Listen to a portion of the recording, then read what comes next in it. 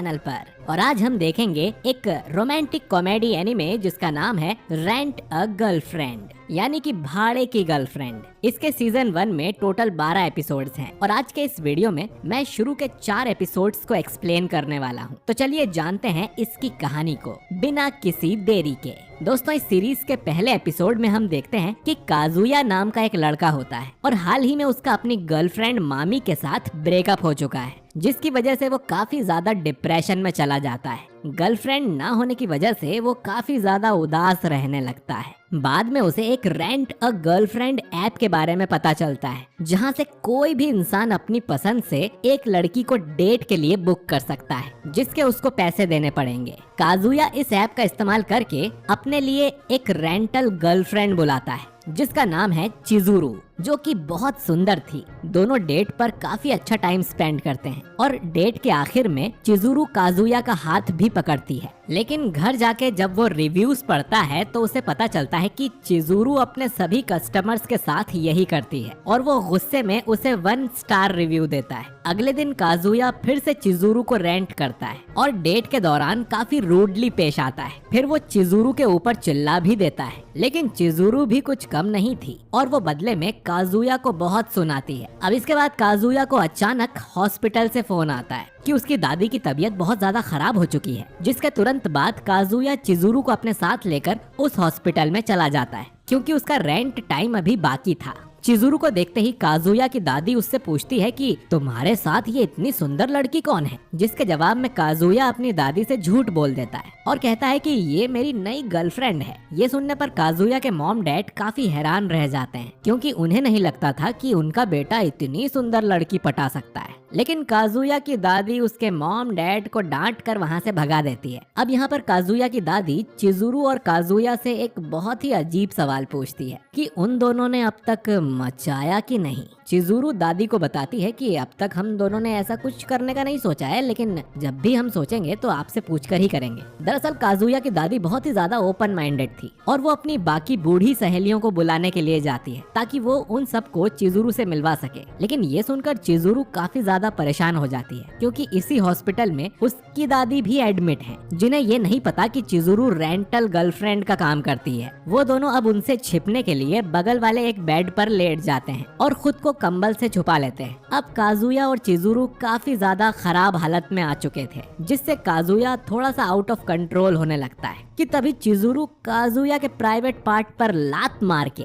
उसे वहाँ से हटा देती है और कहती है कि तुम मुझ पर लाइन मारने का मौका ढूंढ रहे हो और अगर तुमने ऐसा फिर से किया तो मैं तुम्हारी कंप्लेंट कर दूंगी। लेकिन तभी इन दोनों की दादी यहाँ आ जाती है और उसे मजबूरी में अपनी दादी से भी झूठ बोलना पड़ता है कि वो काजुया की गर्लफ्रेंड है, जिससे उन दोनों की दादी काफी खुश हो जाती हैं। पर ये दोनों डिसाइड करते हैं कि बाद में हम इनसे कहेंगे कि हमारा ब्रेकअप हो गया है। बाहर आने के बाद काजुया चिजुरू से कहता है कि मैं एक न एक दिन अपनी दादी को अपनी रियल गर्लफ्रेंड से जरूर मिलवाऊंगा और अब वो कभी चिजुरू को रेंट नहीं करेगा। और आज की डेट के लिए वो चिजुरू को पूरे 5 स्टार रेटिंग देता है। अब अगले दिन काजुया को पता चलता है कि चिजुरू तो उसके ही कॉलेज में पढ़ती है, जिसे देखकर वो काफी ज्यादा शॉक्ड हो जाता है और दोनों एक दूसरे को ना पहचानने के नाटक करते हैं। फिर अकेले में चिजुरू उसे कहती है कि वो उसकी रेंटल जॉब के बारे में किसी को भी नहीं बताए और बाद में उन दोनों को एक और बड़ा झटका लगता है जब उन्हें पता चलता है कि वो दोनों सेम बिल्डिंग में अगल बगल में ही रहते हैं। अब इसके बाद काजुया को उसकी दादी का फोन आता है और वो कहती हैं कि मैं तुमसे और तुम्हारी गर्लफ्रेंड से जल्दी मिलना चाहती हूँ, इसीलिए मैं तुम्हारे रूम पर आ रही हूँ। अपनी दादी की ये बात सुनकर काजुया फिर से चिजुरू के पास जाता है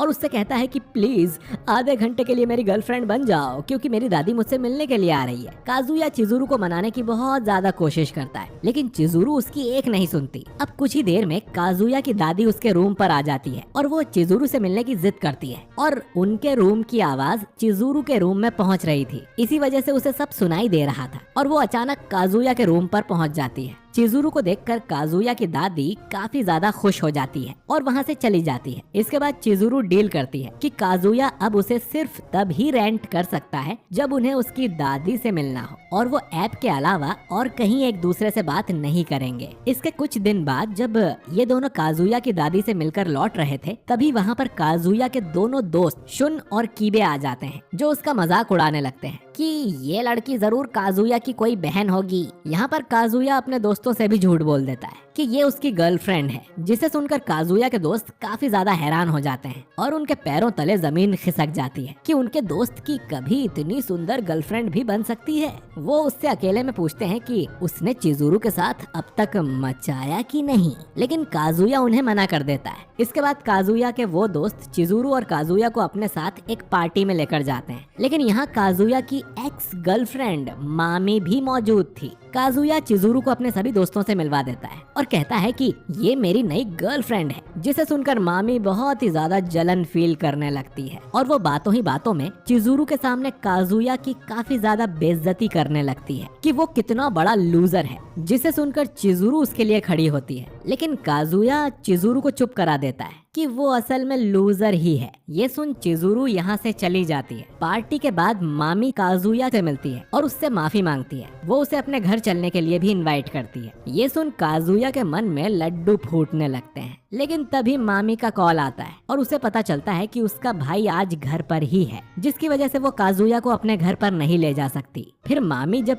चिजुरू के बारे में भला बुरा कहती है तो काजुया उसे रोक देता है, लेकिन काजुया मामी को अब भी बहुत पसंद करता था। घर आकर वो चिजुरू से भी माफी मांगता है, लेकिन चिजुरू कहती है कि उसे कोई फर्क नहीं पड़ता। काजुया चिजुरू की ये बात सुनकर समझ जाता है कि अब उसे मामी के साथ ही वापस रहना चाहिए, क्योंकि चिजुरू तो एक रेंटल गर्लफ्रेंड है जो कि आज नहीं तो कल उसे छोड़कर चली जाएगी। अब कुछ दिन बाद काजुया के दोस्त उसे जबरदस्ती अपने साथ बीच पिकनिक पर ले जाते हैं और काजुया बहाना बना देता है कि चिजुरू उनके साथ नहीं आ सकी। यहाँ पर हमें पता चलता है कि असल में मामी को काजुया से बहुत जलन हो रही थी, इसीलिए वो उन दोनों का ब्रेकअप करवाने का ठान लेती है। इसीलिए वो आज काजुया के काफी क्लोज आने की कोशिश करती है और उसे अपने पिछले रिलेशनशिप की बातें याद दिलाने लगती है। उसी वक्त वहाँ पर चिजुरू भी आ जाती है। असल में आज वो भी अपनी दोस्तों के साथ बीच पर आई थी, जिसे देखकर काजुया काफी ज्यादा हैरान हो जाता है, लेकिन उसके दोस्त चश्मे में चिजुरू को पहचान ही नहीं पाते। काजुया फिर अकेले में उससे पूछता है कि तुम यहाँ पर क्या कर रही हो, जिसके जवाब में चिजुरू उसे बताती है कि मुझे भी मेरी फ्रेंड्स जबरदस्ती बीच पिकनिक पर ले आई हैं। अब यहाँ पर काजुया उसे बताने लगता है कि किस तरह से मामी उसके काफी ज्यादा क्लोज आ रही है और इससे चिजुरू को जलन तो नहीं हो रही, जिस पर चिजुरू उसे साफ साफ बता देती है कि वो उसके लिए बस एक कस्टमर है और कुछ नहीं। लेकिन तभी वहाँ पर अचानक मामी आ जाती है और डोर नॉक करने लगती है। अब मजबूरी में चिजुरू वापस काजुया की गर्लफ्रेंड होने का नाटक करती है और बिकनी पहनकर बाहर आ जाती है। अब इसके बाद मामी और उसके कुछ फ्रेंड्स चिजुरू को अपने साथ बीच पर इनवाइट करते हैं। हालांकि चिजुरू ये बिल्कुल नहीं चाहती थी, लेकिन ना चाहते हुए भी वो अब उनके साथ ज्वाइन हो जाती है। यहाँ पर वो सभी फ्रेंड्स चिजुरू और काजुया को उनके लव रिलेशनशिप के बारे में सवाल पूछना शुरू करते हैं, जिसके जवाब में काजुया उन्हें कई सारी झूठी बातें बता देता है। फिर बाद में मामी काजुया को एक पत्थर के पीछे ले जाती है और उसे पकड़ कर किस कर देती है। और इसी बीच काजुया को अपने